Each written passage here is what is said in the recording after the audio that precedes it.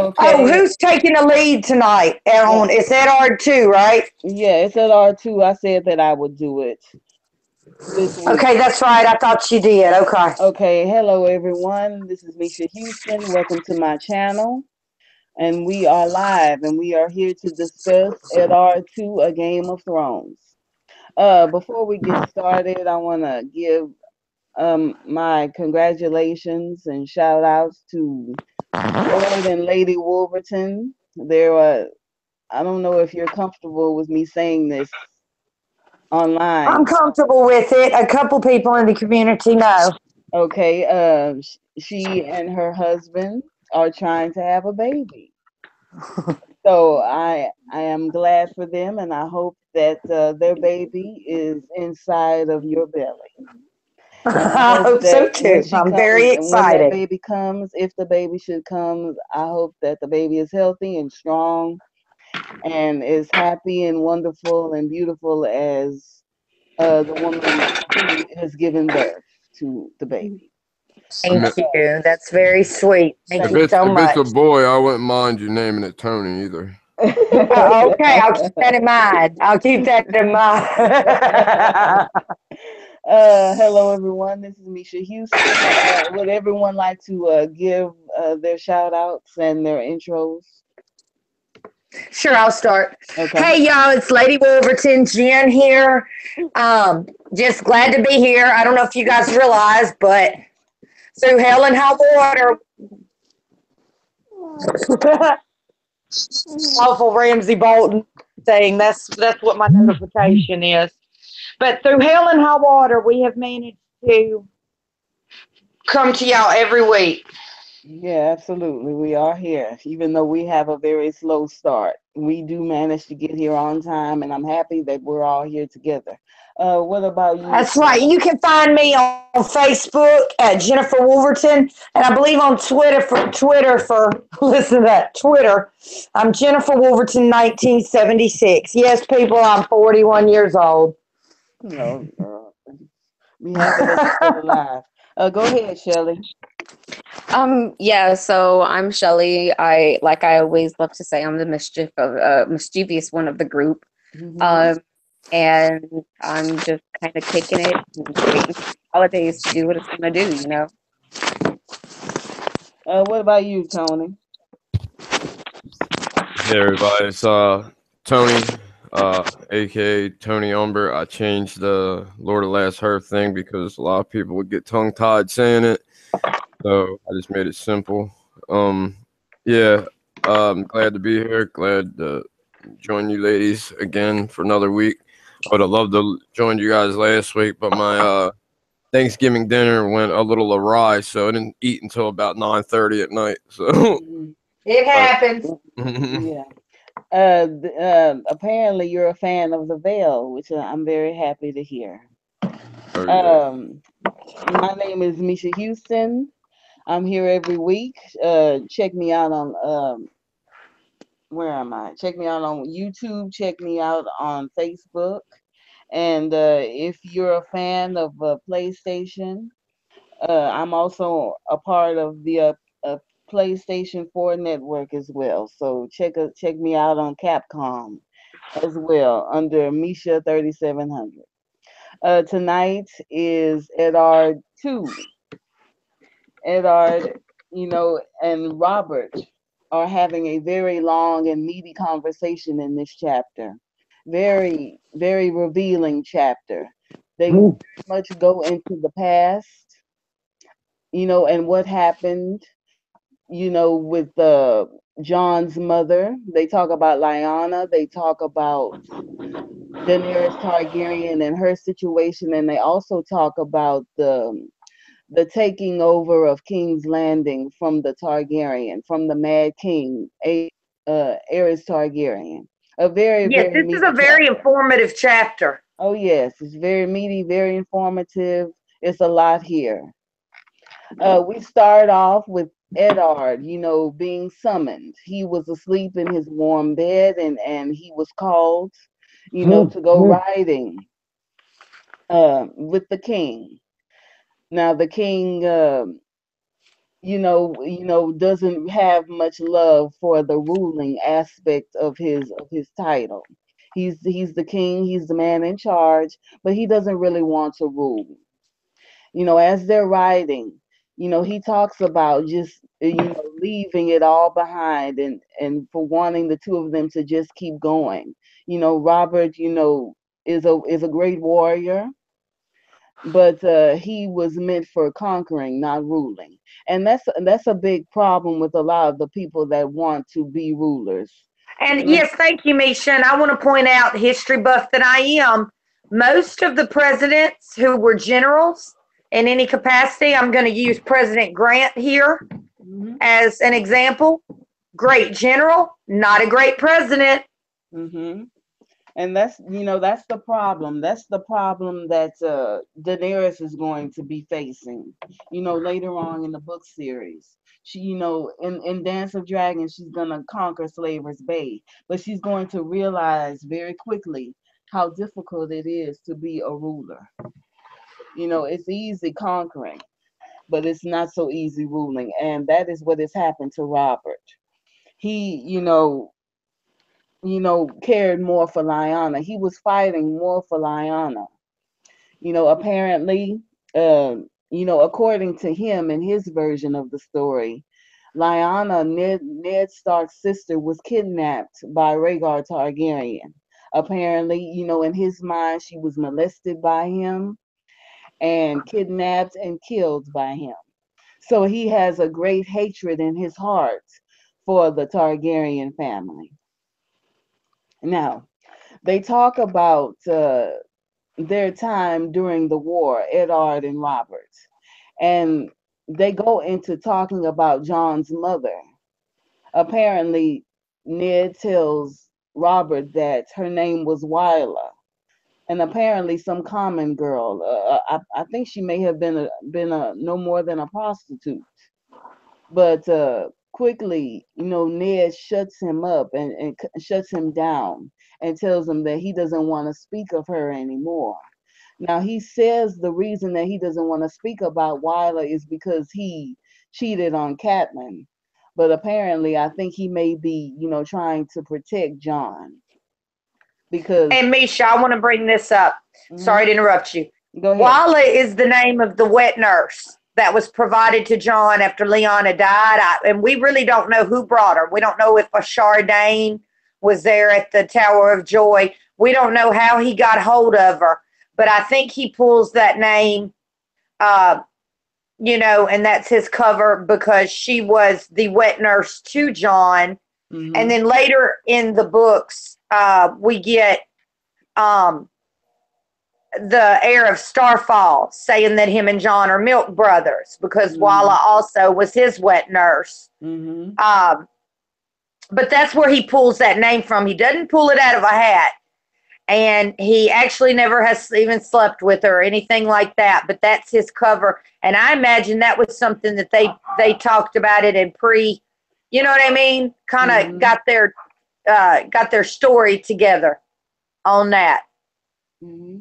Yeah, I mean, yeah, it's obviously a lie, and we all know it to be a lie, and it really shows that Ned Stark is not, incapable of telling a lie when it suits him. Right. It's one of the only times in the book we actually see Ned really snap out. Yeah. Where he gets, where he's like, her name was Wyla, and then Robert says, well, tell me what she looked like. He's like, I'll never tell you anything about her, and I'd beg you not to bring it up again. And he's very snappy and terse about it. Oh yeah, you can tell he's lying. You are right. It was the first time that he, steps out of line, with his language. He's very calm, very still. But as soon as John's mother, became the subject, he really, you can really tell that things are not right there. Now, they also go into a little bit of the plane that they're on. Apparently, I think they were riding toward the Barrowlands, which is a very huge section of the North. And the Barrowlands are owned by, the Dustin family, Barbary Dustin, which is a strange place to be in because Barbary Dustin, has a long grudge against the Stark family.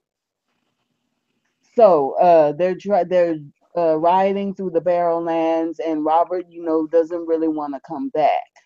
But then, things take a more grave turn. They start talking about Varys. Varys is the eunuch that and the spy master that works over at King's Landing. And they go into Daenerys' situation. They talk, from the east, they've heard whispers, and Daenerys has married Khal Drogo, which she did in the last chapter. And Robert is very, very fearful of this. He's very fearful of anything named Targaryen, and he has promised to kill any Targaryen that comes across his path. He's very hateful and of the Targaryen, and very afraid of them as well.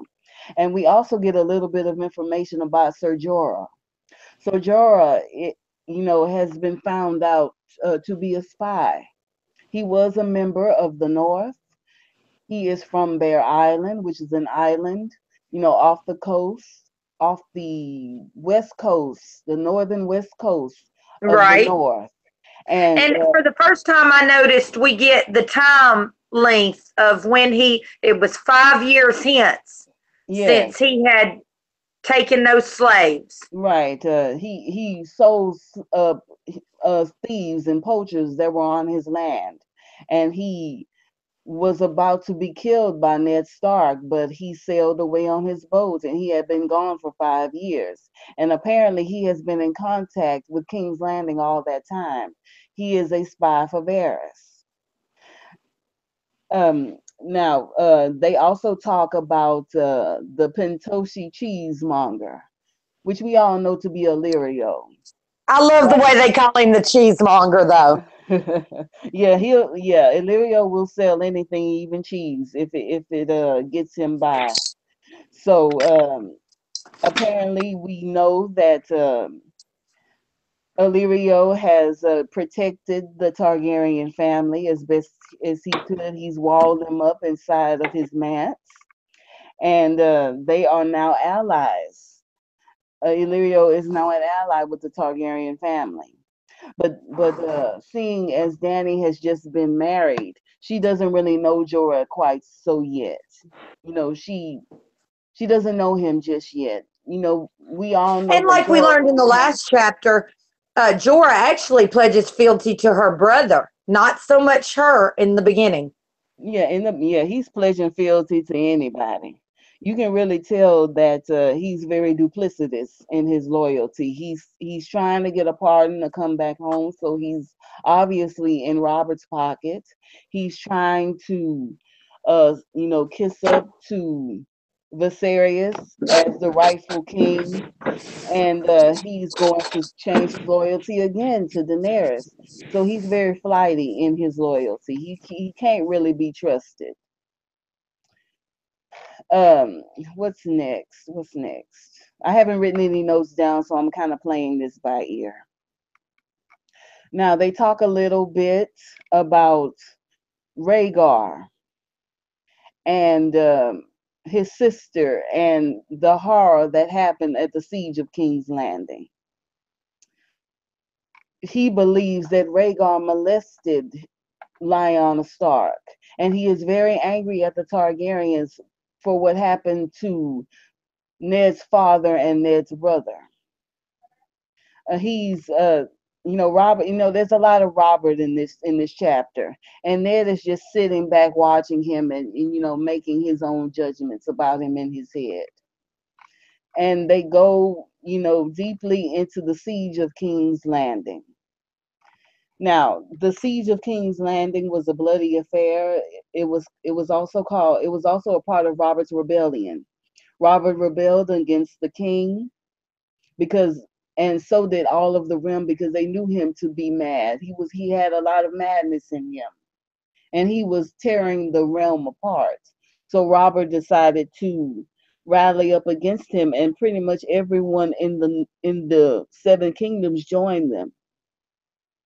Now, the Lannister family kind of sat on the sidelines and watched this whole mess go on. And Tywin Lannister, who, now is and was the head of the family at the time, only decided to, jump to the winning side. So you can kind of tell right there that the Lannisters, aren't really for everyone. They're really only out for themselves, and they're obviously gonna jump to the winning side. They also talk about what happened during that time. Ned talks about how Jaime Lannister became the Kingslayer. Jaime Lannister was sworn to the King's Guard, and he was supposed to protect Vicky? the king. Say it again. Vicky? Oh, never Can y'all mind. hear me? My dog Yeah. got out. Yes, we can hear you. Okay, I'm trying to mute it. I'm sorry. That's okay. Now where was I? I lost my place. Yes, the Lannisters. Kingslayer. Yes, the Kingslayer. Kingslayer. Yes, the Lannisters. And Ned, breaks down and tells them exactly what happened the day of the Mad King's death. He was riding into the throne room, and he saw Jaime Lannister, the infamous Jaime Lannister, sitting on the throne, sitting on the Iron Throne with a bloody sword in his lap. And apparently his throat, the Mad King's throat, had been slit. And he had drowned in his own blood. And he was very flippant in his response to Ned. Ned comes in with his soldiers behind him, and he's sitting on the throne, and he's very flippant. He has been flippant all these years. Jaime Lannister has been flippant all these years, just as he was flippant when he pushed Bran out of that window. So the Kingslayer really hasn't changed much from then to now. He hasn't grown up. He's smug, he's arrogant, and he makes, a very smug comment about what he has done. And he has carried the name of Kingslayer pretty much all this time. They also talk about Khal Drogo. Now, Khal Drogo is the call of one of the Dothraki hordes, the largest Dothraki hordes. Apparently, he has 100,000 men in his horde, and Robert is afraid that the Dothraki may cross the narrow sea. A Targaryen has now wed, the Horse Lord, and now they're afraid. They're very much afraid because, if Khal Drogo were to get Dany pregnant with a son, then he'll have what he needs to cement his hold over the Khalasar, and maybe with her influence, they can make their way across the narrow sea. They're very much afraid of that. Robert, is another person in this who is ruled by fear and ruled by anger. And Ned is sitting back watching all of this. And there's also another thing that they didn't mention in the television show. Apparently, Robert wants to name Jaime Lannister Warden of the East, which is a terrible idea. It would give the Lannisters so much power. With Tywin Lannister, the Warden of the West, and Jaime Lannister, the Warden of the East. That's two kingdoms right there in their pocket. Two kingdoms for the Lannisters. And the Lannisters don't really care for anyone or anything but themselves. And Ned tells him that it would be terrible. But Robert believes that it would be better off than having Robin Arryn as, a sickly boy, Robin Arryn as the warden of the East. And either one of those choices would be terrible in my opinion. You know, we don't really know anything about Robin Aaron at this point of the story, but you will get to know him later on in the story. I'm And gonna tell you what I think is terrible about that appointment. Number one, what we have in the East is the Erie, basically, correct? right. Nobody's going to follow him. Bron John Royce and them can't stand the Lannisters. Yeah. You know the Tullys ain't going to follow them. Mhm. Lysa's still alive at this point. She wouldn't follow him. It's basically an empty honor, I think, to make up for the fact that he would not name him Hand. Right, that's true. That's very true. That's a good point. I mean, the Lannisters, you know, are a tainted family. And they've been tainted ever since, you know, the death of the Mad King. So having Jaime Lannister in any sort of leadership position, you know, Exactly. would be Can you imagine Blackfish, who at this time is still in charge of the Bloody Gate? He would not follow in a million years. He wouldn't follow Jaime Lannister. I kind of beg to differ with when they kind of like got their, you know, cruel reputation. I think it goes way back to when the Tarbecks and the Rains, when they, you know, drowned the whole family. You know, even people that didn't have nothing to do with the whole, you know, they just names were Tarbeck and Rain. You know, the people that, you know, they ended up screwing over Titus, or was his name Titus? Yeah, Titus Lannister. And then Tywin took it upon himself to go take care of it. I mean, they took refuge in the mine, and he drowned the whole to make two families go extinct in one hit. And that's what started out the, like, you know, that you can't play the regular game with the Lannisters. That's what's always bothered me about Ned and the Starks period, like when it comes to dealing with the Lannisters. And, you know, the Southern houses as a whole, like, they play a whole different game of politics down there than they do in the North. The North is straightforward. You know, what you say is what you do. Everything's what it is on the table. Exactly. You know, you got the Boltons that do their stuff. But, you know, outside of that, it really is, you know, what's there is there. But now with the South, you got 1,000 Varys and Littlefingers running around. They might not be. That was exactly Cersei talking out of her father's dead mouth when she said, "Everybody's an ally till they're not." You know, that is definitely some 2 cents Tywin Lannister taught her.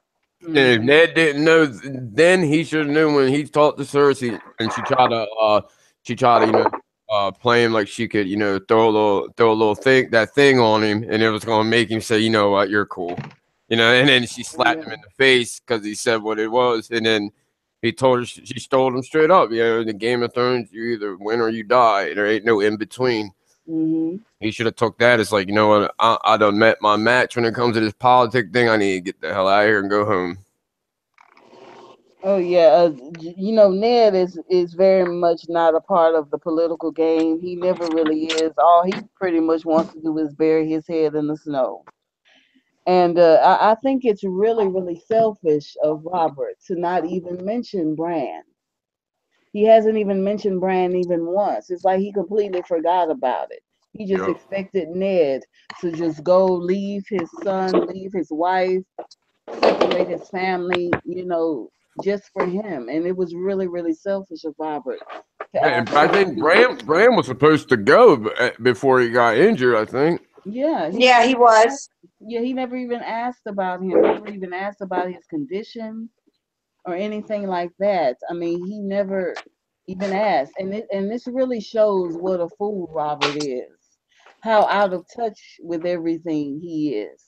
He's really out of touch. He's sitting here defending Jaime Lannister, thinking that he would be a better, you know, warden, you know, over Robert Aaron. And it's just a few chapters ago, you realize, you know, that they were sleeping. He's sleeping with his sister. He's sleeping with Robert's wife, his own sister. And I mean, it's just, you can just really, really tell how out of it and out of touch with everything he is. Yeah, you see how Robert treats the kids he at least thinks are his. Like I don't think he cared enough to even think like, look, these kids don't look nothing like me. You know, Yeah, all us exactly. Baratheons are dark haired, dark eyed, and I got 3 blonde hair, blue eye, green eyed kids. You know, and it's crazy. And I know I mean, I that. hate to run a parallel between Jamie and Robert, but both of them, the one who was the true father and the one who everybody thought was the father, they liked the idea of having children way more than having children. And we see this a lot today in today's society. Mhm. I mean, how many times have you heard of somebody who married somebody, they had a child, they got divorced, and then went off and started, as particularly guys, no offense, and women too, went off and started a whole new family and just kind of acted like the first children in the first family didn't exist anymore. Very So we true. see that Yes. plenty of times today. Mhm. Shelley, you're our resident single mother. You tell us how that feels. Now, Tony, I know you're a stand-up family man. Well, on my end, I mean, honestly, I don't even think twice anything about it. I kind of figure it's up to the man, and if he's not an honorable man or if he's not a decent man, then of course he's going to do what he does and walk away. And if he ends up with another family, all I think is well, hey, if you can turn around and treat them better, I hope you do. But if not, then the next woman is going to end up in the same fate, and that's unfortunate, you know. And like So I don't mean this to any people out there that like women that you know, I have all the respect in the world for single mothers that do what they gotta do, you know, but like I had the last relationship I was in for almost 10 years, and you know, she couldn't have no kids, and it like I think it was a lot of reasons why it broke up marriage. Like I have a daughter with a previous relationship, and we ain't together, but I would never. She's the best mother. I can never ask for a better mother for my daughter, even though I don't get along with her like that. But the thing is, like, that kind of messes me up a lot. So you see these people that got 100 kids, and they don't, and that's not. This is going for the ones that don't do what they gotta do. Like you sit there, let these kids run crazy, and don't take care of them. But then you got people that actually would be great parents that want kids that can't have them. And it kind of it screws me up, you know, because you get these people that would love to have kids, would be the best parents in the world, and then you got the I ones can tell y'all what, I crazy. hope my husband lives forever, but if he doesn't and I was to get married again, I would probably specifically seek out a divorced father who had kids so that I would get the chance to be a mother, because I'm right down there at that spot where if we don't go ahead and produce a child, which is a long shot, but we're trying still. Gonna try till the fat lady sings, I am. But if that didn't work out and for some reason, you know, Mr. Wolverton passed away, if I ever got in another relationship, I would actually seek out somebody who maybe was a widow with young children, because I would like to be a mother. That's a good thing. And you know, taking on responsibility is kind of like the theme of this chapter. Some people can handle the responsibility that comes in being a leader, but some people cannot. And Ned is the shining example of someone that can handle the responsibility. And Robert is a person that obviously cannot. You're right. He's the antithesis Yeah. of handling responsibility. And I think even Maya Stone in The Veil was more put, you know, in her place where she has a living to make as a single bastard woman who doesn't really have a dowry and doesn't really have a royal status, more by John Aaron. Mm-hmm. And Gendry, yeah, we know he found him a position, but what about all those other bastards that got killed? You know what I mean? And I think that's show only, as far as I know, is it? Well, I mean, But I pretty much doubt that he even knew that he had all so those kids. aside from Edric Storm, Gendry, and Maya Stone, Yeah, they're the we only don't. ones that he's Yeah, acknowledged. and it seems like other people helped put them in their positions. I mean, yeah, it just Like his depends brother on. took, Renly took on the burden of Edric Storm. John Aaron and company took on the burden of Maya Stone. And Gendry, I don't know who got him the apprenticeship. Maybe Robert did actually go that far. And you look at that's why I think so. Like I'm really like a firm believer in the whole, not to get off topic, but Edric Storm playing a more of a role later in the books, because he's like the equivalent of the Blackfire ones, like the Great Bastards, because his mom was a Florent, a noble woman. You know, it just happened. Robert took her cousin or something. Right, and he did that on Stannis' wedding night. So like, even though they weren't married, it's not like he's like a tavern wench. You know, is his mom. Right, exactly, kind of like Lady Nim. So she was one of the sand snakes, but she got to have the title of lady because her mother was what, a Narvoshi noblewoman. Yeah, I might have my country wrong. Yeah, because with Edric, like he later on, you know, if when Stannis is killed, I think it will be eventually. You know, and that's why I think, like in the show, because there's no Edric Storm, I think Gendry's going to take that part. You know how they like to tie like 3 different storylines into one. But like with the book, we have Edric, and Edric could be, it'd be a lot easier to push his claim for the Stormlands or something like that, because he has noble background on both sides. On both sides, technically. Not only just on one side, but on 2 sides. Right. We might also see him sacrificed instead of Selyse, or both of them. If you even look at the comparison between Edric and Maya, these are 2 bastards that he acknowledged he actually visited. But if you look at like how much higher up Edric's treated like a little lord. Like he runs around the castle with Shireen and he talks crap to Davos all the time, like he's nothing. And the way he talks, you would think he's just a little lordling. But then you got Maya Stern, where she's like more like the servant. Yeah, she takes care of the donkeys and rides everybody up and down the Vale. You know what I mean, up to the Erie and back. She goes around smelling like donkeys. Like the other kid, he's real like lordly and proper. So it just shows the difference. You know what I mean? I almost think that she does that. Like when I read that about her, always smelling of the stable or whatever, I almost think she does that as a means of protection. Yeah, because she likes like some of the more noble men in the Vale. Like, what's the one guy she likes? I think Sir Illifer. She kind of has a crush on. Is that not correct? I think it was one of the knights Peter brought. Like I that she was in a relationship with one of the knights, or she was betrothed. I think it's one of the Red Forts. Yeah, one of the Red Forts. She had love for Michael Redford, but that didn't happen. Yeah, and she was mad because you could tell she was mad about it. It's the way they said. But then Sansa notes that one of the, I think one of Lord Baelish's party has taken a shine to her. Yeah, so. And her birth makes no difference to him. Yeah, Lothar Brune, apparently. That's right. Lothar Brune has eyes for her. Mm-hmm. And Sansa remarks that would actually be a good match. Yeah, because I think it's I think it might be the Winds chapters of the release with Elaine Stone on the Sansa.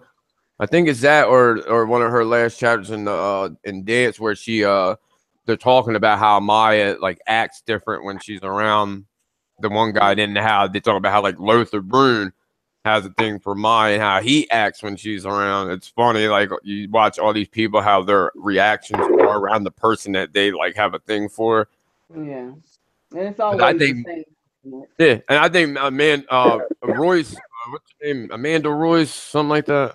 What's the girl? Miranda. Yeah. Yeah, Miranda. Yeah, I think a lot of her game too is how she does act all like Sansa's friends, because she wanted to get with Harold Harding. And I think 100% that's who they had him planned for, until Sansa showed up with that extreme dowry that Peter Baelish said he was going to supply. Yeah, because we know the Waynwoods are a poor house, but a proud house. Right. And then she had, she already had, I think, a husband that was older that said he died when they were having sex. So she's already, been that a lot of times in that kind of society, it's like when the women have already been married and they, you know what I mean, they've you know, or gave their mating head. It's almost like they lose their value. Even they could be from like a Royce or one of the oldest houses in Right, like Westeros. she would be probably expected a good catch for another lesser knight, an older knight, Right. not for the heir to something who was young and attractive. Now, he's already got a bastard daughter, Harold Harding. Yeah, and that displeases Sansa. Oh yeah. I want to give a shout out to Alicia Kingston, Jackie Hill, Iron Throne, Money. Is there anyone else? Yeah, that's it. Who has joined us in our chat room? So thank you so much for joining us tonight. Yes, thank you very much. I'm unable to watch the chat, and I usually do, and I apologize for that.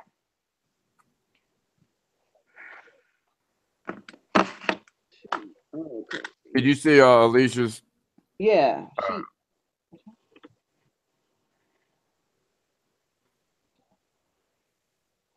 Did she leave a comment?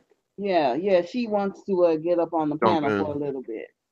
Well, I Okay, invited good. her. Now, Shelley, there was a scene in the show about this. It wasn't as involved, but they did hit up a few points in the show. What's your take on it as a television watcher? Okay, and Shelley, I believe you're talking about when they're sitting at that table eating. That's when he brings up Walla. Yeah, they're sitting. Well, They're well, sitting at that technically table. speaking, like there's a difference because in the book they never stopped to actually have that discussion. They were still riding on horseback, but when you see them in the show, they actually stopped and had like a little bit of a camp in order to even have the conversation. So that's something that was a little bit different. Now, when it comes to the show version, Ned Stark never talks about the name of the woman that is supposed to be John's mother. So he doesn't even give a name. Yeah, actually, he does. He does. He does. He says Walla, and I beg you to leave it alone, basically. Yeah. Okay. Yeah, he didn't go into specifics, but he did give the name exactly. Yeah. So, okay, because that's something that I was trying to remember, and I couldn't remember if he really did. I think he just kept skirting around the subject, you know. Yeah, you can see how uncomfortable the actor was when he was talking about that, but he did give the name of Wyla. They didn't really talk too much about Jaime Lannister or anything. They pretty much just kept it all about Dany. Yeah, like that discussion when it came to Jaime Lannister, I think that happens a little later or something, doesn't it? Yeah, much later. They cut out a lot. This is what I'm talking about. They cut out a lot from the books. But yeah, they pretty much kept it all about Daenerys and her situation. Yeah. And that was a little interesting as well. The fact of Ser Jorah Mormont, who was supposed to be beheaded 5 years ago, and how now he's trying to redeem himself, but at the same time he's still kissing butt when it comes to the Targaryen children. And so that whole discussion with Ned and how he's just so upset. But then when you also read it, he keeps remembering what his sister Lyanna had told him, promise me, Ned. So it kind of makes it shows like it's hinting to the fact that something about the Targaryens and the Targaryen children, that Ned just really has a soft spot for them. And the fact that Lyanna kept talking in his head about promises makes it kind of like put two and two together from the actual storyline that he probably feels that way because Jon is actually a Targaryen bastard. And if anybody was to even know about that, that would be the death of Jon, and probably even Ned as well for keeping that secret, you know? Yeah, we don't really know this for sure at the time, but that's definitely, I think, one of his reasons to get off of it, because he knows that is something that really gets Robert's goat. Robert said he would kill every dragon there ever was if he could. Oh, yeah.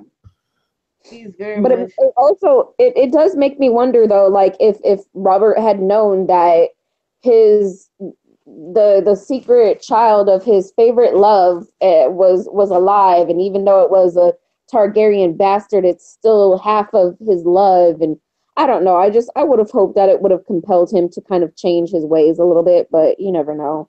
Yeah. Robert is a slippery slope. So Unfortunately, he is. Does anybody know Alicia's? Yeah, it's Alicia. No, Alicia 80. hold on. Just could you type it to me, Tony? Gotcha. She may not want it. Yeah, I probably thinking. Alicia, we're trying to get you on. Just give me 1 second. Yes, we're discussing the very in-depth chapter Eddard 2. We've and if you have any questions, please put them in the chat, please. Eddard, doesn't really want to be a part of any of this. He just doesn't. No. Yeah, he is definitely put upon. That this entire time, that's the feelings I get from Eddard is like he lets his duty win out over his true feelings 100%. Yeah, because honestly, he shouldn't have even gone up there in the first place, in my opinion. Oh yeah. I mean, there's really no point in him going up there. Like, if, as far as I'm concerned, I would have told King Robert, like, okay, well, hey, you got yourself a nest full of fucking Lannisters. My bad. A nest full of Lannisters. How about you turn around and have one of them turn around and be your hand? Let them stab you in the back like we all know they're going to do. That was like...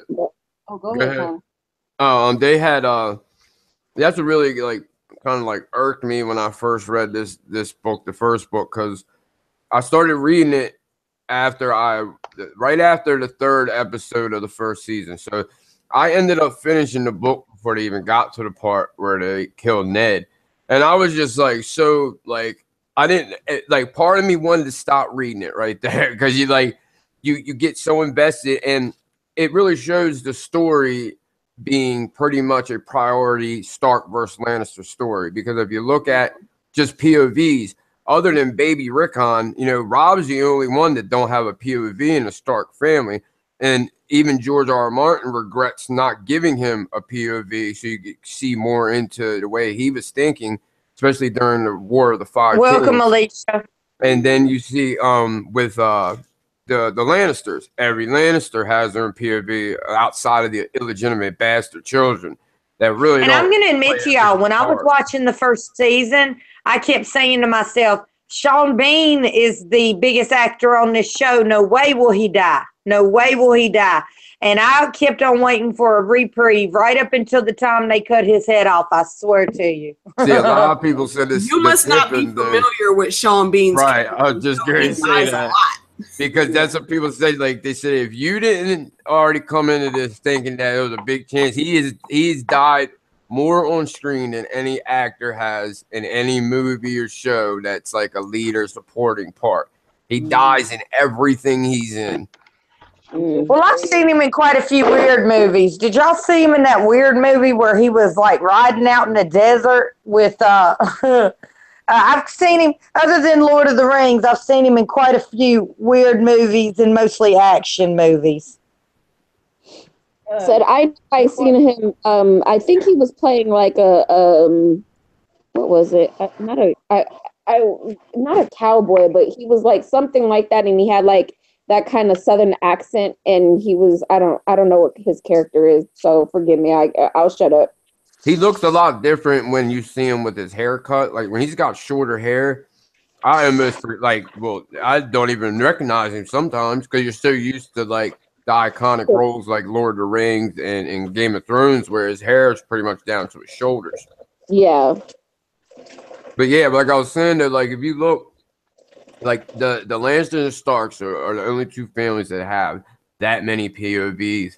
And it's if you look at when I was getting to about the part when I said I read the book and it got to Ned, and I got to that point before they showed it in the show, and I was because George R. R. Martin is really good at making you invest your feelings into especially the Starks, And it's like you look at them, they're this, you know, not that they've always been this way, but they're pretty much honorable. You know, there's been some bad Starks too, but for the most part, the story where it goes is honorable. You feel for the kids because you got this bastard that just wants to belong. You know, you got the brand that wants nothing more to be a knight, and he ends up becoming his worst fear by being crippled.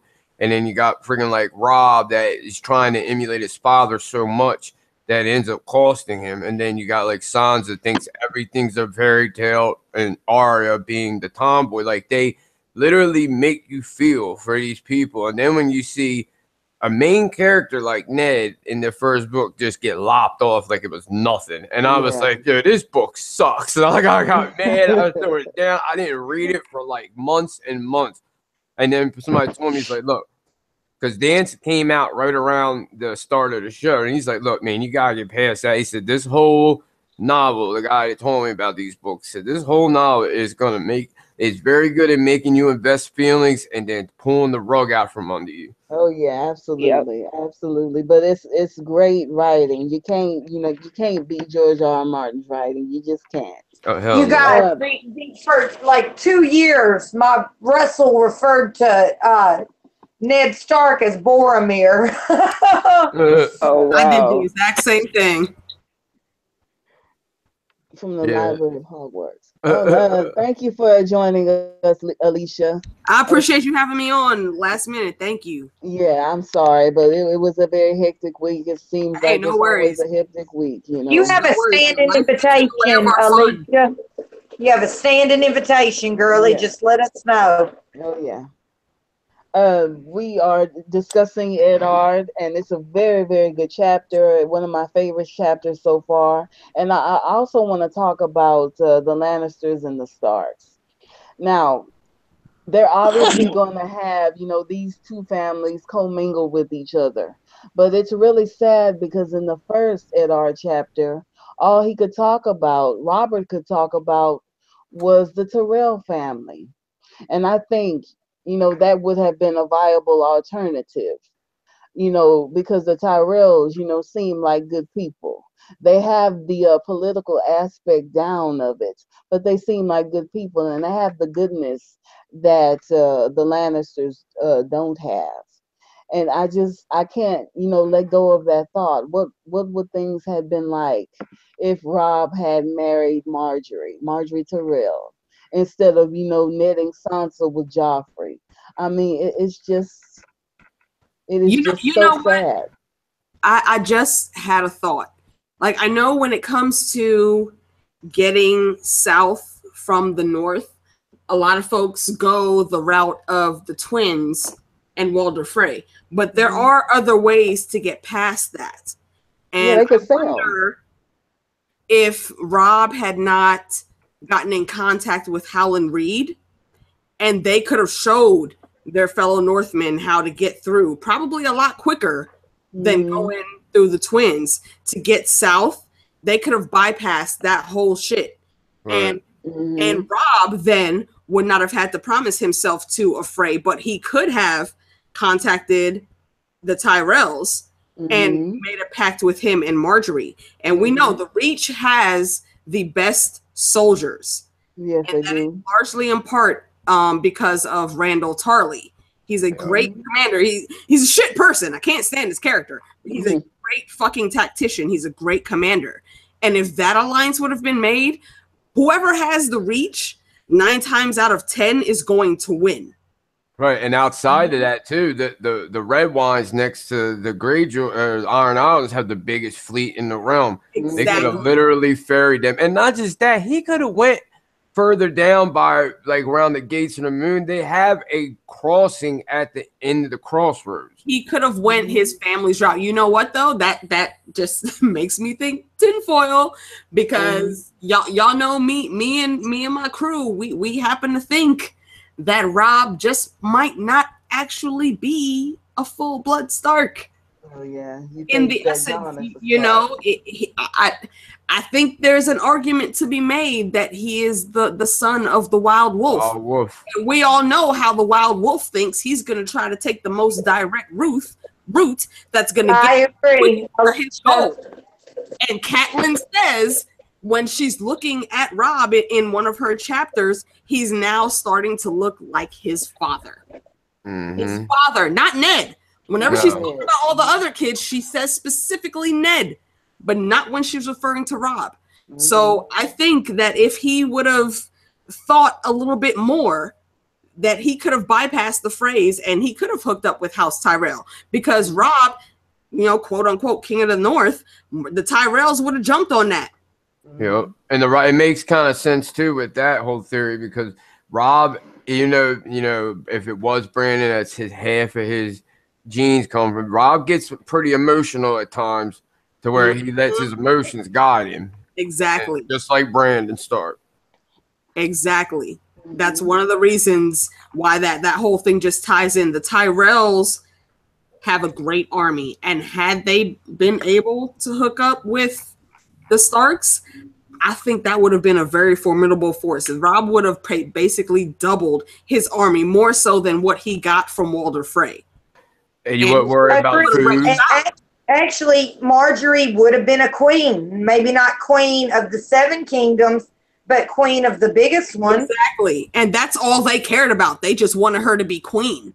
And my thing too is that would have appeased the lady of the Queen of Thorns. See, I can see that too, like where it would please her, but I couldn't see like the character that Marjorie is being all right with being in the North as the queen. It's kind of like referring to Vikings, where, you know, Aslog or whatever her name is, she's like used to being treated all pampered, and she comes back to Kattegat and friggin' they're running for their lives, and she's worried about how dirty the place is that just took you in to save you from people killing your family, but you're worried about them being dirty.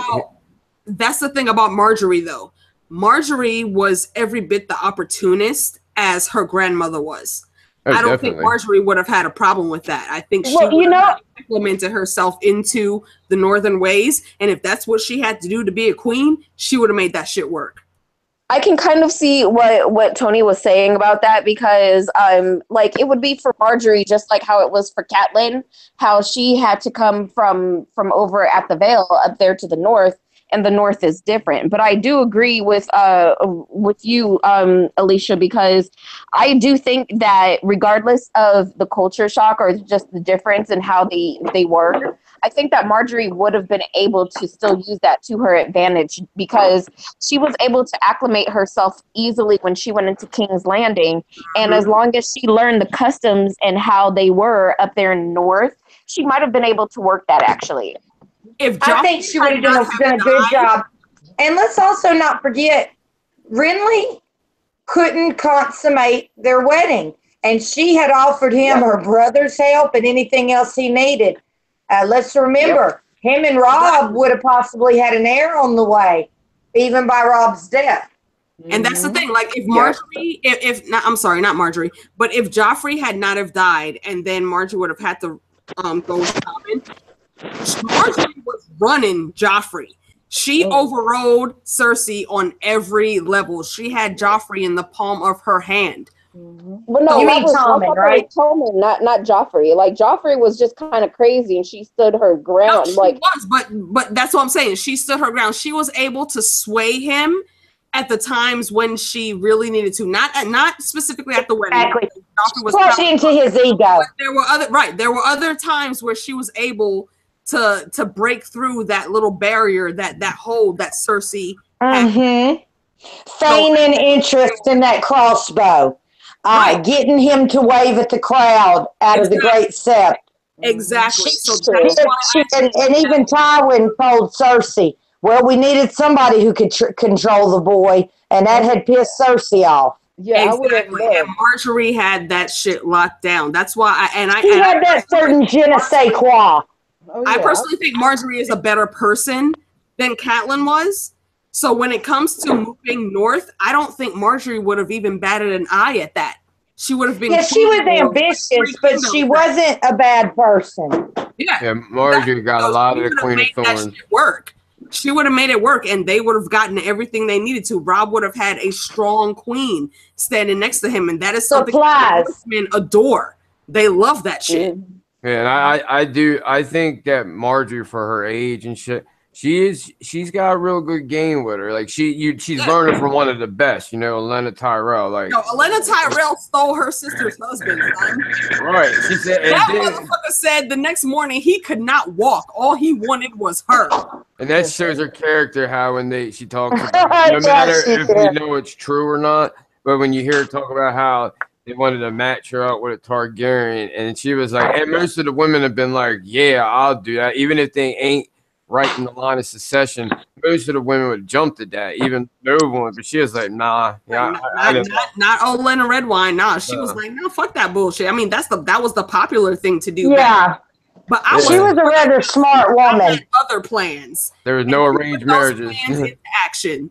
Mm-hmm. She was a smart lady. Marjorie, I think, would have been a really good match for Rob. I really do. Absolutely. Yeah. I would have loved to have seen what's the name? A chapter, specifically for Marjorie. Mm-hmm. She didn't have to have a whole bunch of chapters, but just one. I would have loved to have seen, inside of her head, or inside of Lady Olena's head. Someone like that. Someone that can really play the game, because we got a lot of people, a lot of chapters of people who can't play the game. And Sansa also learned quite a bit from Marjorie. Yes, that's true. She did. So think about how much better of a character Sansa could have been had she had a little break from Catelyn, and Marjorie would have, like, they clicked like that. Marjorie knows how to work people. So her and Sansa, she got her in a hot second, and you got the Queen of Thorns in your ear, you're going to be a certified badass within 2 years. Oh, yeah, absolutely. Yeah, that's a rare that is, I think, when Sansa would actually not be a Tully anymore. She would truly take on her Stark mentality, because Lady Olenna, I think, would vibe really, really well with Northern people. Oh, yeah. And that goes to the point, too, of, like, how much she could learn from Olenna. Like, she really isn't around Littlefinger a whole hell of a lot until he takes her and brings her to the Vale. But the little time that she's been with him, you already see Sansa picking up, how to play the game. Like, especially how she deals with Sweet Robin. That's like her training. You know what I mean? Exactly. She's learning how to talk to people. Cersei. There was a comment about Peter Bailey saying that he'll talk you out of your small clothes. And what's her name is doing the exact same thing. She's talking people into doing things her way, getting Robert, down the mountain, just give him some of the sweet milk, give him some of this, do that. She's learning how to, use her voice more, which I very much appreciate. And I would love to have a chapter for Peter Baelish, seeing inside his head, I think that would have given away too much, though. Yeah, that's true. Sansa learns, as Lady Olenna had mentioned, you let the man think that it's his idea, but you put it into his head. Right, exactly. That's a manipulation. And I find that works in today's life. Yeah, that's manipulation. My husband sometimes won't listen to my ideas when he's set on something, but if I make him believe it was his idea, works every time. Oh, yeah, classic manipulation. That's the definition of manipulation. Making someone think that it's not your idea, but it's theirs, when it's actually your idea. I mean, yeah, that's classic manipulation. But, it's worked for many, many years, for many, many centuries, and I think it's going to keep working, in Game of Thrones and in our real life, for sure. Yeah. Eleanor of Aquitaine was known to rule, I believe, Henry II that way. I mean, it goes even as far back as ancient Egyptian times. When Nefertiti was on the throne, she was quote unquote ruling through her sickly husband. Mm-hmm. Been a thing for who'd you say? Nefertiti? Yeah. It's an African. Yeah. Thing. Yeah. And he loved her. Right, and she was so smooth that the whole freaking council, the whole court, they just took her word. Also, they say that, let me think of what president it was. Shit, I hate when my memory fails me. But I believe it was I believe it was Mamie Eisenhower, perhaps. It was one of the president's wives that pretty much her husband was incapacitated for a great part of the That time. was Eleanor, wasn't it? Eleanor Roosevelt?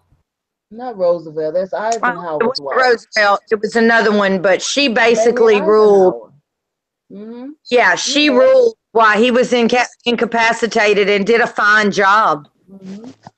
Every now and then we have those great women that can truly come out and shine. They say behind every great man there's a greater woman, and there no truer statement was ever said. Right. Well, let me say this, Alicia, that it's not. There are more great women out there than you think. Oh, very true. But they weren't given the chance. That's the problem. And that's half our fault. That's half our fault because we've allowed. Well, things are changing, though. Things are changing. I'm proud to say things are changing. Yeah. Oh, yeah. Absolutely. Things have and I'm changed, glad for it. Yeah, I'm happy to live in the time that I live now because if I were living, back in the past, I'd probably be in slavery or in chains or something like I've that. even lived to see my parents start accepting, like the last manager my dad had at his restaurant. He was a man and he preferred male company. I want to put it like that. Now, there was a time when my dad would have never dealt with that. He would have thought, oh, that's not right. But even in my time, I see my parents changing and being accepting of just accepting people for who they are. Because if loving somebody that's the same sex as you is the biggest sin you ever commit, hell, you doing pretty good. You doing pretty good. You know what helps with that? You know what helps with that is when you are actually close to someone in that arena. Like for myself, and I say he's my little brother. We're not related by blood, but we go to the same church. Our families are very close. One of my little brothers, he was talking to his older sister, and her and I are a little bit closer than the other two are. So she knew before a lot of people that I was gay. And when talking to her brothers, she said, oh, and her brothers and her parents, she said, Alicia showed me a picture of her girlfriend. And Tyler, he was like, wait, you meant to say boyfriend, right? And she kind of froze because she didn't know how to handle it. And her mom was like, nah, don't lie to him. And so, she told the truth. And that same night, their mom asked him if he felt any different about it because he had like a real issue with gay folks before knowing I was in that community. And he was like, no, that's Alicia. That's my sister. He made it a point. And this was when I think the twins, they were only like 7 or 8. He made it a point to have his mom call me that night. And so he could get on the phone and tell me that he was okay. That's the same situation with my parents. When you hear all these rumors about how gay people are bad, gay people are deviant. When you know one who is a good person, who works, and who is a good person, and you meet them without knowing that, and then you find it out, it's harder to dislike them when you didn't have anything to dislike them for before you knew. Right. And I've seen my parents getting very progressive to those things. Yeah, because then you really think about it and you're like, okay, no, all these rumors I hear are stupid. So right. And would I rather deal with a dishonest person or this stand-up person who just happens to love somebody who is also their same sex? Exactly. No, I'd rather deal with an honest person, and I'm proud of my parents for that because I can remember when they were absolutely against that and would be these Bible thumping style people. Not so much my mom because she's Catholic, but my dad's Protestant. So, they really preach against that in the Protestant church. But yeah, that's what I would say to anybody. Give it a chance, and I believe you'll be greatly surprised. Yeah, judge people by their character, not by random things you think they do are wrong. Yeah, I never really understood homophobia. It was just something I never really understood. What's the point of? Like, what does it affect you in the long run? Like, how is that really hurting your world? Yeah, exactly. What does that have to do with you? I mean, if they're not sleeping with you, then it's none of your business. So, right? What is? I don't know. I don't understand it. I mean, I don't want to. I don't either. My motto is, if you like it, I love it. Right, exactly. It's humans. Humans just always find something to argue with each other about. I mean, if it wasn't homosexuality, it'd be color. If it wasn't even color, like on the show American Gods, one of the characters says that, you know, you don't want me here, you want my brother. But it wasn't a thing because one was like black or white or anything. It's one was known as the dark-haired god and the other one was known as the light-haired god. So he was automatically good. And the dark-haired person was the bad person. You know, they didn't have colors in their culture, so they fought over shades of hair tone. Like, humans will always find something to argue about. That's the issue. Yes, they will. And I find people will naturally segregate themselves. Yeah. Which is sad, but that's just the way of the world. But, hey, it is changing, and I'm glad to be a part of that change. That's why I keep saying I want the aliens to invade so I can help. I'll help them. Hurry up and get me off this planet away from all this random fuck shit that's unnecessary. Just saying.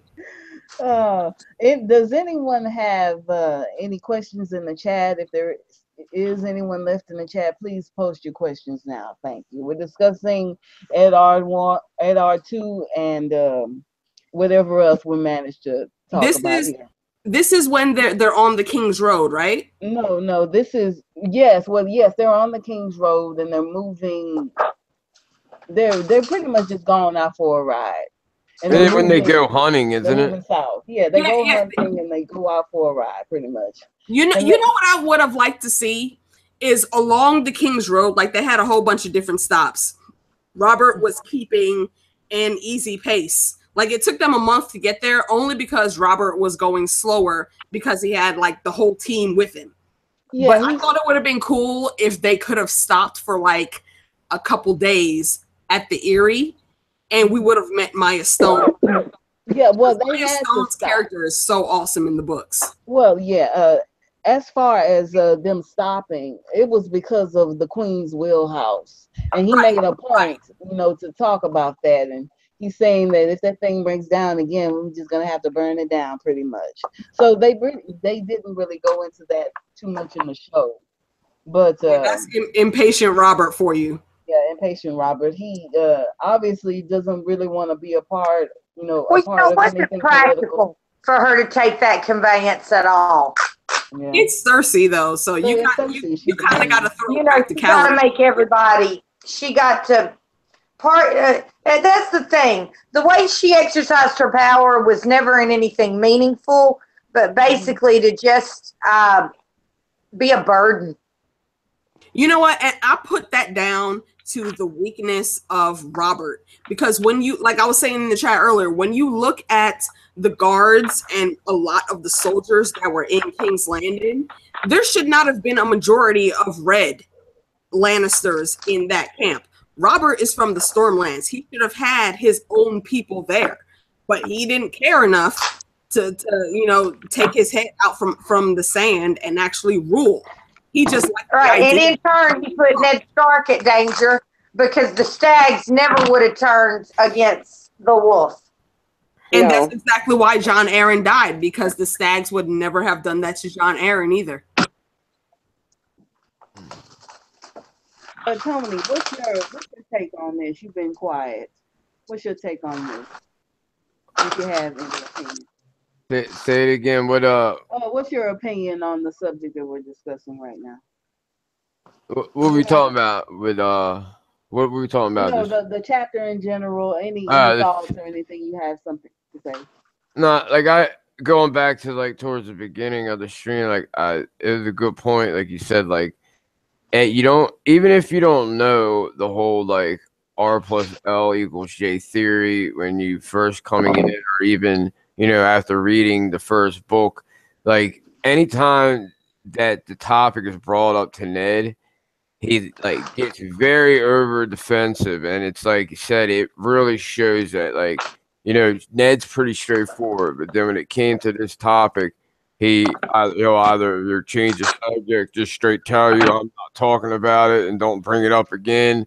Like you could tell that it, like, you know, he took on the burden of taking care of John for his sister, but you can tell where it kind of, you know, makes Ned uneasy. Even, you know, when John goes to the wall, he's what, like 15, 16, like all them years that already have gone by. He was you could 14. tell, yeah, you could tell Ned, it does not as bothers that he did it. It's like he always has to be on his P's and Q's to not slip and say the wrong shit and it be found out who this kid really is. So I can see like that weighs on him a lot. So you see it though when he gets snappy at people for it. He even snaps at the king, like his best friend, for even bringing this shit up. And these are two guys shooting the shit, you know, eating food out when they go out for that hunt or whatever before they leave Winterfell. So it's like you could tell. That's one of the reasons why I still question John's parentage, because like they said that George R. R. Martin told each of the original characters from season 1 something secret that he has not put even in the books just yet. And the emotion that Ned showed when he was talking to John, he said, you know, the next time I see you, we'll talk about your mother.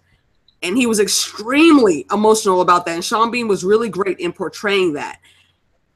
And it could mean that just he was thinking about his sister, but also is, you know, and it has also been extremely noted his wife, how John looked like a Stark more than any of the true-born children. Right. Maybe one of the reasons he was also kept away. Yeah, John and Arya from Feast and what look like that. It's because Robert might have would have noticed that and said, "Hey, wait a minute." That's the thing. Of course, he was supposed to be Lyanna's son. I think there's still an argument to be made that John is legitimately Ned's son. I think it's more. I think I'm leaning more on the R+L=J, but I still think there's a possibility that he could truly be Ned's kid. But I don't know. We'll see. We're waiting. Gert Martin, damn it, put out Winds of Winter already. No kidding. We got too much to speculate. That's why we're speculating but I'm done over and over again, because we don't have the real information yet. Yeah. Right, you're right. I love the show, but I'd rather wait 3 years for the finale and get a book coming up than you know what I mean. Give me the Winds of Winter. You will not hear from me for like a month on YouTube because I will be in that shit analyzing. Right. Right. It's nuts. I think Misha is still away, and I don't see any questions just yet in the chat. So let me pose just a random tinfoilish question. All right. If perchance Robb Stark is actually Brandon's bastard, if that was found out, what do you think that would change in the story? And for me, I don't think it would change much because, you know, Robb's dead either way. Yeah. Well, it could because, you know, there's no way to prove either way. Catelyn's dead, Robb's dead, Brandon's dead. True enough. But I'm thinking just going along the story. But the only thing is that was Robert and Catelyn, like, did he have her maidenhead after they had wed or something? Like, I don't understand. That's the thing, though. Brandon is said to be the wild wolf, and we know Brandon fucked around. He was basically the thought of Winterfell. Just ask Lady Dustin. And we know also that's kind of why Barbary Dustin holds a grudge. Exactly. Not so much, I think, because of the bones of her husband, because bringing a horse all the way back from Dorne was a big deal as well. So I think her main gripe is the fact that Brandon seduced her when he was fostered there and had no intention of marrying her. Exactly. She that game got to her, and she fell in love with the wild wolf. She thought that at some point in time she was going to be a Stark, and now she is not able to be. She actually believes the lie that Brandon told her that, you know, I don't really want to marry this woman, but I want to. Straight up got played. Told me I can't, so she fell for the game, and she can't handle that. Right. I mean, he didn't even really have to make nothing. He just said, look, I've been promised a long time now. You knew that. Hell, she probably did know, y'all. Exactly. That's what I'm saying. Brandon was the thought of fucking Winterfell, man. He was slinging that dick. That's it, plain and simple. I'm pretty sure we got a whole bunch of bastard Starks around the north that we just don't know about because Brandon was riding through the reels. He was. Hell, he might have as many bastards out there as Robert, or at least half as many. He was fostered in the reels in Barrowton. Exactly, and he seduced Lady Dustin. And she and her father had designs on her being the next Lady of Winterfell. Mm-hmm. I think he seduced her with, and maybe he didn't tell her he wasn't going to marry her, but we know that he didn't have any, plans to do so.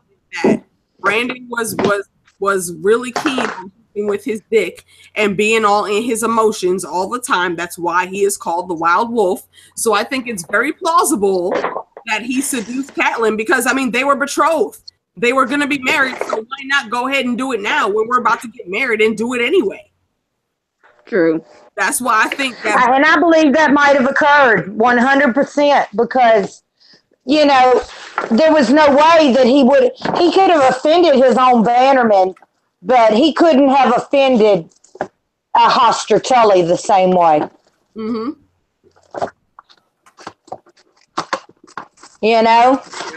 I think there's an argument. There's definitely an argument to be made there that Robb is not his son. I mean, Ned thinks that he dishonored Catelyn in the eyes of the old gods.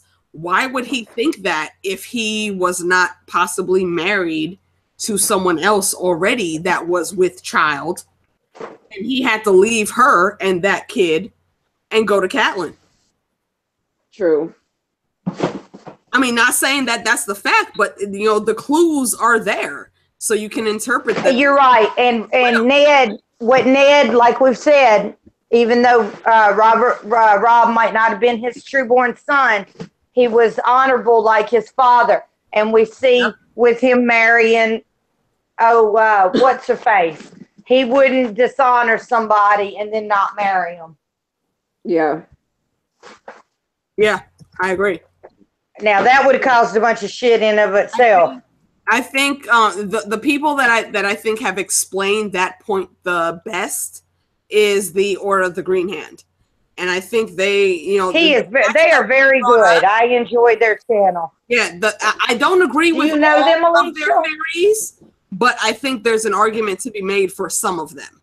Right. Yeah. A lot of it. I agree. Off the wall, like crazy. Yeah. I mean, a lot of them seriously are Preston level, but I love seeing tinfoil like that. That's why I used to have tinfoil Thursday streams. I loved all the ideas and the different connections that people pull in. I love hearing that shit, but I don't agree with all of it. However, the Order of the Green Hand has put out some really great videos recently about Robb being the son of the Wild Wolf and how Jon is legitimately the son of Ned and Ashara. It's quite plausible. George R. R. Martin himself said that Ashara was not chained to the floor of Starfall. She could have moved about. She could have been in different places. So I think him saying that ties in even more that, there maybe is something more going on behind the scenes that we don't know about. So I think everybody needs to keep that in mind. But we do know that Catelyn was pregnant when he rode off. Right. And see, that's the thing. Not saying that a woman can't get pregnant their first time with a man. However, I think it's plausible to think that she did not get pregnant. I think her father hustled for that marriage to Ned after Brandon died because he knew she was already pregnant. Just like how he made Lysa take the moon tea and abort the baby that she had from Littlefinger. Or maybe not knew, but was worried that she might be. He knew he had to marry her off right away. And he pushed Ned into that shit because Brandon died. And she was a beautiful catch. And in times of war, that's things people do, is kidnap heiresses. Yep. Yep. I mean, look how many times Sansa got passed around. Even though she didn't have a dowry and didn't have her kingdom at the time, she was considered a prize. I mean, even now, freaking Catelyn still thinks about Bran. Not Bran, but still thinks about Brandon and how, she was supposed to be with him. Like, everybody, Brandon, seriously, his dick must have been laced with gold or some shit, because all them women that he tapped beforehand are still pining over it, like, what, 20, 30 years later? 30 years later, Lady Dustin talking about, I want to find Ned's bones so he will never be buried with his family because he didn't bring my husband home. Bitch, you weren't worried about your husband. Be real. You didn't give a fuck about that bastard. You wanted to marry Brandon. You wanted to be a Stark, and you never could be. That's why you're mad. Same thing with Theon. He saw the love and the bond that Starks have together. He wanted to officially be a part of that family, but he knew he never could because he was just a hostage of war. In fact, he even daydreams about possibly marrying Sansa, even though he knows her family would consider him beneath her. Yep. I mean, everybody wants to be a Stark. Everybody who knows them. Exactly. And Catelyn is just such a fucking horrible person. Seriously, hashtag I cannot with Catelyn Tully. Tully. Right, everybody. That's our hashtag tonight. Hashtag Catelyn Tully is a horrible person, or hashtag fuck Catelyn. Yeah, she'll never be a Stark in my eyes. Fuck that. 5 northern children. That, you're married to this man. 5 true-born northern children. And 14, 15 years in the north. And you still feel like a stranger in the Godswood. Really, bitch? Really? Yep. You prayed for this fucking little boy to die when he got sick. And when you saw how much of a horrible fuck up you were, you prayed again to the gods so he would be healed. And when he got better, you still didn't change. You said you would treat him like you didn't keep her promise to the gods that a mother would give a son, and you reneged on that shit. And now this is why your family has come to disarray. And the bitch said that shit herself in the damn show. You know you fucked up. I mean, I know myself plenty of times in bad situations. I've promised God, if you'll just get me out of this, I'll be better. I'll do better. And I've kept my word. I think we're all like that a little bit if we're believers. Like, how do you blame a kid for being born? That's my whole issue. That boy did not ask to be there, and you're hating on him because he isn't yours. That's just wrong. I have a stepmother and a stepfather. And they never treated me like I was anything less than theirs. It's absurd. I being a stepchild myself, I just don't understand how Catelyn actually looked at this boy. It's ridiculous. Well, I'm not a stepchild, and I was always taught you never blame a child for anything. That kid didn't ask to be born. So you can't blame John for his father having loved someone else before you. That's just stupid. And look, that's perfectly natural, especially when he was not promised to her. Yeah, right. Like, you were supposed to marry his brother, not him. So obviously, of course, he's going to go out and do what he wants to do before. For a second son, Ashara Dane was perfectly acceptable. She was the oldest house of maybe not the richest house, but definitely a well-respected house. If the Southern ambitions theory is accurate, then I think it's totally plausible that Rickard, had Brandon not died, Rickard would have totally approved of Ned and Ashara marrying. And I think that's why would he? Her brother's the best-known king guard. She's the oldest daughter of a maybe not the richest house, but it's known that Starfall is a good castle in a good area, still Southern. It would have been a good end to be the brother-in-law to the most famous Kingsguard alive. Still Southern, and they are also, if I'm thinking correctly, Starfall is part of Dorne. And Dorne, it is. I don't think a lot of people realize the way Dorne and the North look at bastards are exactly the same. When you think about the Dornish, all the sand snakes and all other bastards that are there, they keep them within their great houses. And the same goes within the North. When Aegon was conquering, it was Torrhen Stark's bastard brother that did the parlaying.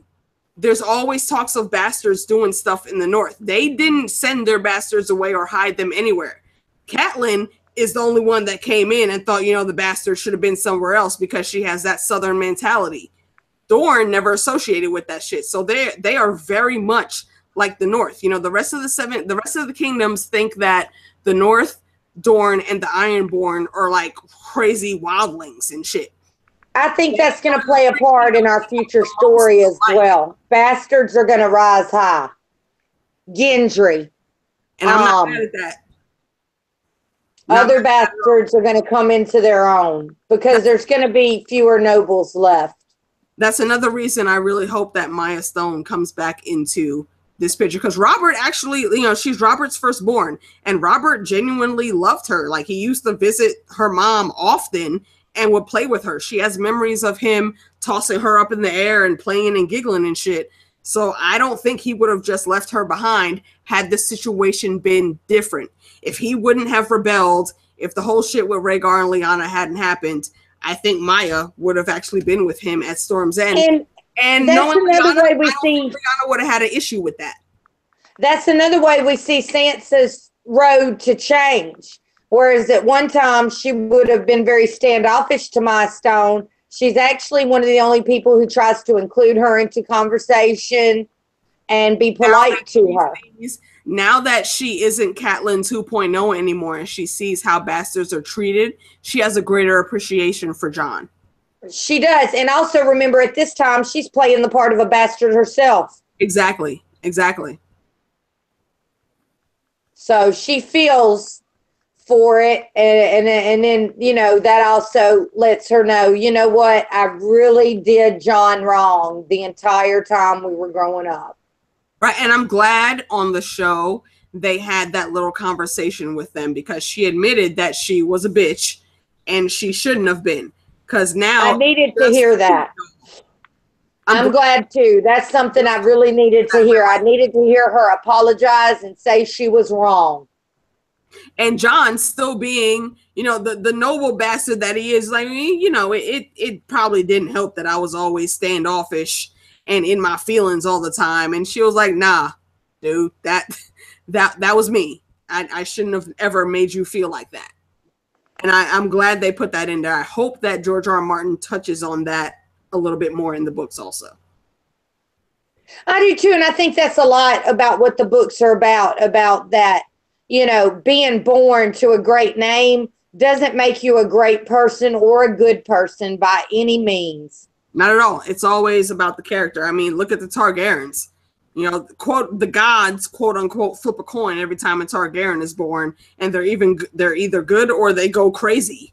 You have like the spectrum from King Jaehaerys to the Mad King, and you can see the fluctuations in between them. Yeah, definitely, Alicia. It's always such a pleasure to have you on. I appreciate being here. I really do. I honestly should have probably been asleep like a half hour ago. I did. We had a nice beef stew for supper, and after I gorged on that and a piece of lemon orange pound cake, I had to lay down at like 4 o'clock. Pound cake is delicious. Oh yeah, you would love my cakes and stuff. That one thing I am good at is cooking, and I want to write a cookbook called Cajun Done Southern. Yeah, do that shit, man. Ain't nothing stopping. And I'm actually an islander too. My people come from the Canary Islands.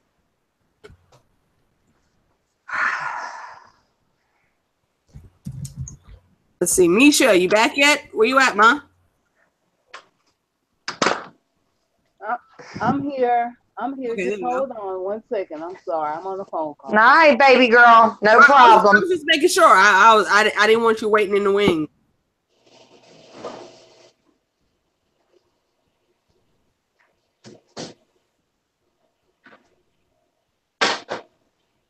Well, I don't know. Anybody else got any thoughts they want to toss? Alicia, Are you going to be able to go to Comic-Con in Dallas, or is that just too far for you? No, this year I missed the deadline. I procrastinated on buying my ticket, so I can't get a Valerian pass. And me and Misha only have the regular passes because that's all we could afford. That's the thing. When I go to Con of Thrones, I want to get the full experience. And I feel you too, but my parents were like, because that's my birthday and Christmas present, and my parents were like, hell no. Basically. Yeah, I don't think I will be making Con of Thrones next year. I will Ice and Fire Con. So if y'all can swing it, it's actually a lot cheaper to go. Me and the Mad, we actually met the ladies that run FireCon, and if you buy a ticket, you can put in the code called Ginger Ale, and you'll get $5 off the ticket. And we'll definitely be there. It's actually happening just a half hour from my house. So now, wait, what city is it going to be in? Because it all depends on how close it is to me. I talked about going to the one in North Carolina a few years back, but that's just a little bit too far from New Orleans. But Dallas is actually doable. Yeah, next year, Ice and Fire Con is, I think it's Mount Sterling, Ohio. It's like a half hour away from where I live in Columbus. Yeah, that's what it's See, called. that's actually quite a bit too far for me and Misha, probably both. Yeah. But the year it was in Nashville, if that's the one you're talking about, yeah. I really wanted to go. We were just going through some financial difficulties, but that's actually not that far from me either. Go up through Jackson, go through Memphis, hit 220, and you're in Nashville. Yeah, it was Con of Thrones that was in Nashville last year. Ice and Fire Con was in Virginia, where they filmed Dirty Dancing last year. But this coming year, next year, they're going to be at the Deer Creek Lodge, which is a half hour away from Columbus. And so maybe the next year. I got my hotel room. Look, I'm waiting for them to have one in New Orleans, which usually people end up here, because there's so many sites and accommodations. So I'm hoping one year it'll be right here in New Orleans. You're in the South. I would encourage you to check out Dragon Con. I've heard of it. I hear great things about Dragon Con. I haven't been myself, but I've always heard great things about them. I might try to go next year if I can swing it, but I would recommend them because they're close. They're in Atlanta, I believe. Where? Atlanta. Okay, that's not too bad for me. And they're not just Game of Thrones specific. They're just like a whole, sci-fi nerd con, and it's awesome. I've only heard great things about it. All right. Yeah, I talked to somebody else. I believe it's Tony. Tony's not going to be able to make Ice and Fire Con, but he's going to do Dragon Con. Is that correct, Tony? No, I'm going to Ice and Fire Con. Yeah. Tony's going to be at Ice and Fire Con. I'm finally going to be face to face with my brother. I know. I'm excited. Okay, so Ice and Fire Con is different than the one in Dallas. The one in Dallas is just the Con of Thrones. Ice and Fire Con is more like book oriented, and it's a lot more intimate. Like the one in Nashville. The one in Nashville was Ice and Fire Con, correct? No, the one in Nashville was Con of Thrones. Ice and Fire Con was in Virginia. Yeah, it's hard to keep these things. It's hard to keep these conventions, straight. It's just so weird. Well, this will be my first, but Dallas is actually, Houston would be closer to Baton Rouge, but Dallas is very doable. Oh yeah, I've been to Dallas a few times. It's no problem me getting up there. Oh shit, you in Houston? How far is Dallas from you? About 4 hours? Yeah, maybe 4, maybe 5. No more than 5. Cool. Well, if I can swing it, I might go ahead and just get that regular pass. I don't know. Look, if you do, you can hang with me and Misha because that's all we'll have as well. I will definitely be at Ice and Fire Con, and it's a lot cheaper, honestly, than Con of Thrones. And it's like Tony said, it's a more intimate setting. There's I know, and that sounds nice. In fact, for my first foray, I would have probably rather had done that, but it really just boils down to logistics. Mm-hmm. I feel you. because you know you got to buy a ticket, then you got to have a rent a car. Well, we just got a new. It's not a new van, but it's better than what we had. Well, that takes about $500 out of what we had planned because we were going to have to rent a car. Now we don't have to do that. The ticket's already paid for. Now all we have to worry about is the hotel and spending money. So that's doable. Yeah, I'm very much looking forward to that event. I've never been to anything like that before. Me either. I haven't even ever been to a regular Comic-Con. Cons are so much fun. And Jackie of the Hill. Because it would cost me hundreds of dollars to get the type of costume I'd want. I wouldn't want something that came from Party City. I'd want something handmade. I made a joke about saying like I was like, oh, but I'll dress up as I could probably pull off Oberon because I'm Portuguese and Italian, so it'd be the closest kind of look that he has. And now people won't leave me alone about it. Everybody's telling me I gotta do it now. And there's like people even because I was like, oh nah, I'm not good at making shit like that. And then I got like 5 people like, oh, I know some of these costumes. I'll talk. So I'm like, oh man, No, for real, Tony. It's not hard. If you Google whatever type of costume you're looking for, there are a lot of websites that you can get the stuff custom made. You send them your measurements and they'll make it for you for a decent price. Well, and I want to give a shout out outfit to a lady named Chloe Ketchum. I'm friends with her on Facebook. Yeah. She makes the most beautiful costumes. She went somewhere and she made the most beautiful, the Black Sansa costume from, I guess, season 5. It was with the necklace and everything. It was wonderful.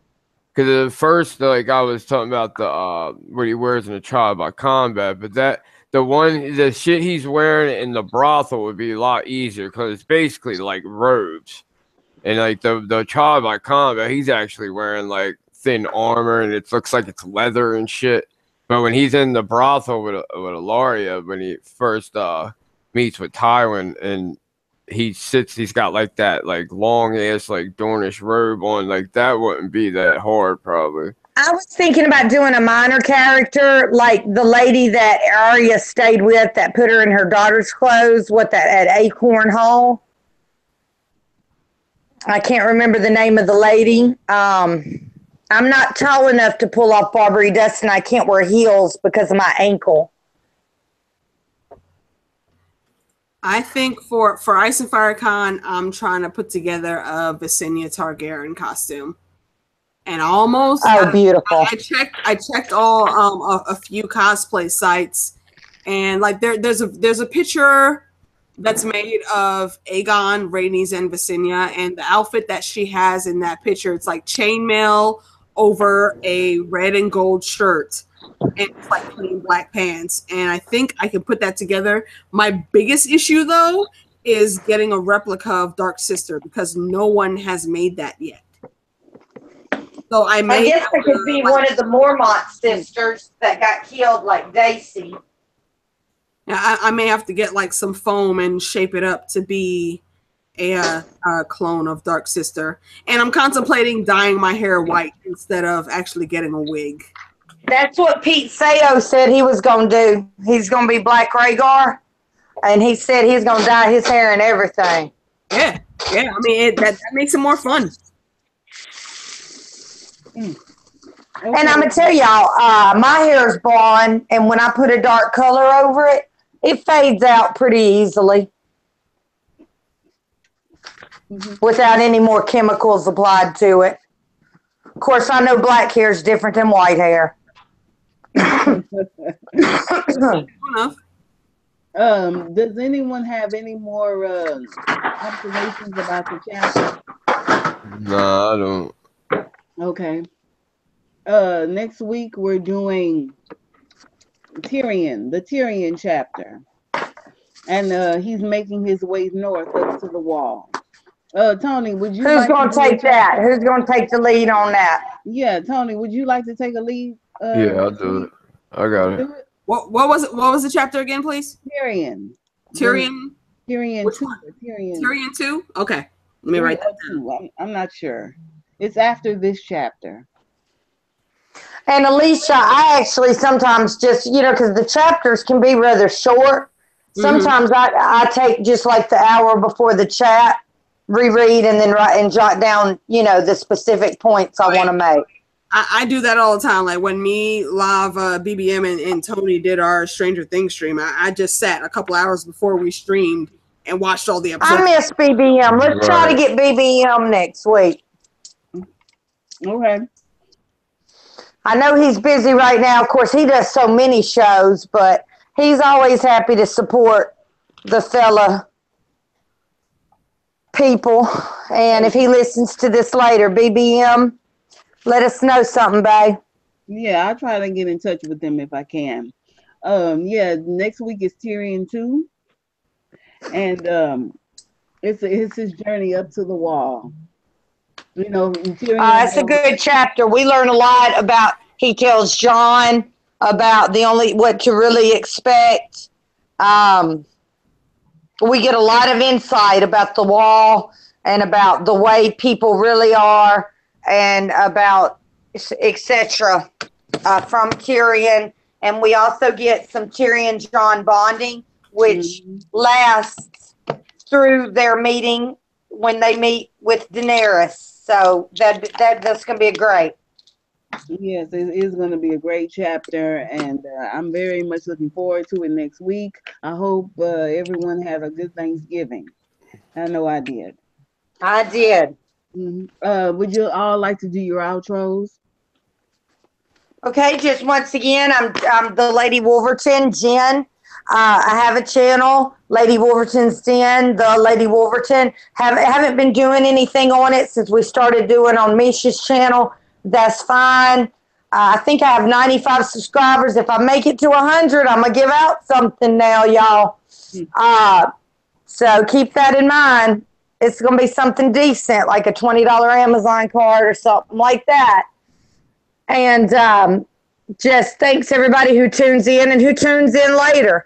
And really appreciate it. Thank you so much, Tony, Misha, Shelley, Alicia, last but not least. Really appreciate always having these talks.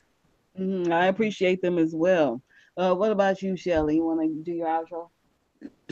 Yeah, sure. Said I had to turn around and mute it because the baby fell asleep. But yeah, said I'm still hanging around, still doing some stuff with my t-shirt business. So I'll leave that until that's all done. But yeah, been sitting here steady reading with the group and actually learning everything about Game of Thrones from a book perspective as well as from the show perspective. So go ahead and keep watching us and giving us that support. Oh yeah, I so envy you, Shelley. You're a first-time reader. And yep. I envy your journey as you read through these chapters. You're going to be so surprised. You're going to be wonderfully surprised. Yeah, Tony, yep. Tony, you want to do your outro? Yeah, thanks for having me again, as usual. I'll definitely take up the next chapter.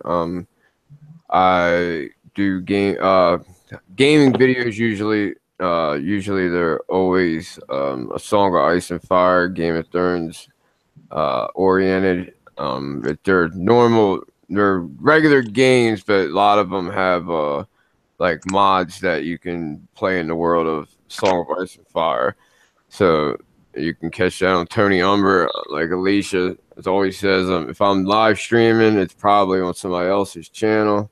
Every once in a while, I'll do it on mine. But other than that, I mean, thanks for having me. It's no problem. Thank you. Alicia, thank you so much for joining us at the last minute. Oh, yes, ma'am. I appreciate the invite. It's always fun to talk Thrones. Always cool hanging with my brother Tony, Shelley, Jennifer, you, Misha. I appreciate you having me on. Jackie, I know you in the chat with us tough. I think Ion I saw in here earlier, and a couple other people. Moni, thanks y'all for being here. Like I said, it's always fun hanging, and you'll catch me on other people's channels more than you'll catch me on mine. So, just set your notifications and check us out. We do random things. Absolutely. Awesome. Thank you so much. I appreciate it. And I am Misha Houston, and I want to give an apology to my panel for having to step away for a little bit. An unexpected call took me away, and hopefully that will end. I didn't expect. No, that's all right. We all have lives outside of this. Yeah, life happens. Don't worry about that. Yeah, absolutely. Check me out at Misha Houston on YouTube. Check me out at Misha Houston on Facebook. Check me out at Misha_Houston on Instagram. And if you're into gaming, check me on the Capcom Fighters Network under Misha Houston, no, Misha 3700.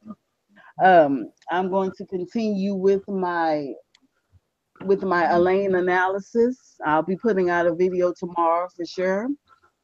And I think we're gonna go ahead and end it here. Thank you all so much. Thank you all to my people in the chat room for coming. Didn't think anyone would even come. But thank you so much for everyone who showed up in the chat. I so appreciate it. Thank you to my panel, and we will be back next week with Tyrion 2. Lord of the Last Hearth or Lord Umber will be taking over next week. So it's all about I'm you. proud to say, Misha, we have not missed a week since we started. We can be depended on. Oh yeah, we'll be here next week for sure. Even if it's just me, I'll be up here alone if it comes to that, just to keep the streams going. Thank you Amen all to so that. much. Thank you all so much, and I appreciate you coming. And please come back next week. All right, babies.